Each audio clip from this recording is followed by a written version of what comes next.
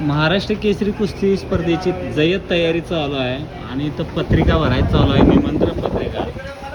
होय, चालू आहे ना काम? चालू आहे.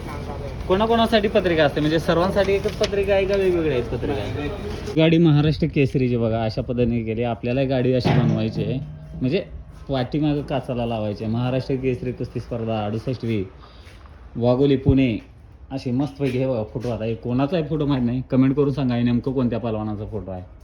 आणि इकडं महाराष्ट्र केसरीची गदा दिलेली आनंदचे फोटो आहे. मस्त केली हा गाडी.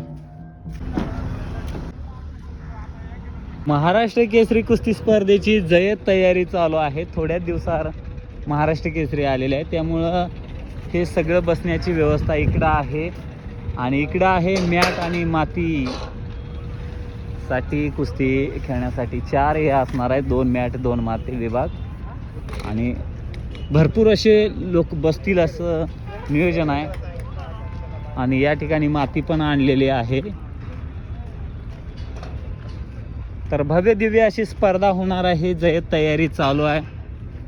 लाल माती आहे खूप आणि पूर्णपणे बारीक करून घेतलं जाते. स्पेस पण आहे बऱ्यापैकी आणि उंची एवढी आहे. या स्पर्धेचे आयोजक रामकृष्ण अण्णा सातव पाटील हे दररोज या ठिकाणी येऊन काम कुठपर्यंत आले याची पाहणी करत असतात व त्यांचे सहकारी मित्रमंडळी व वाघोलीकर ग्रामस्थ यांचं खूप मोठं सहकार्य त्यांना मिळालेलं आहे. ते पण या स्पर्धेमध्ये चांगली स्पर्धा होण्यासाठी भाग घेत असतात आणि अण्णांना सहकार्य करत असतात. या सर्वांचं कौतुक आहे की ही महाराष्ट्र केसरी कुस्ती स्पर्धा 68वी यशस्वी होण्यासाठी योगदान देत आहात. साहेब काय सांगाल, आता किती दिवसात आपलं हे पूर्ण रेडी होईल आणि किती क्षमता इथं बसण्याची?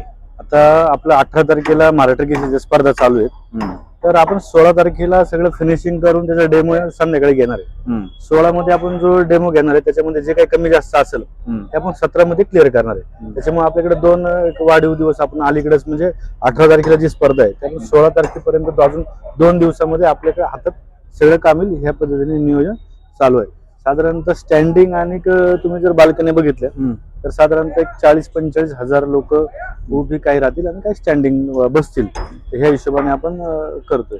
बॅक साईडला आपण एक स्क्रीन लावणार आहे मोठी. साधारणतः स्क्रीनवर आपण तुम्ही मोठ्या स्क्रीनवर साधारणतः 3-4 हजार लोक व्यासपीठ म्हणजे बॅक साईडला कुस्ती पाहू शकतात. स्टेजच्या बॅक साईडला सुद्धा आपण स्क्रीन लावणार आहे. त्या ठिकाणी पण कुस्ती आरामशीर 3-4 हजार लोक पाहू शकतात. म्हणजे 6-7 हजार लोक स्टेडियमच्या बाहेर स्क्रीनवर कुस्ती मोठ्या पडद्यावर पाहू शकतात.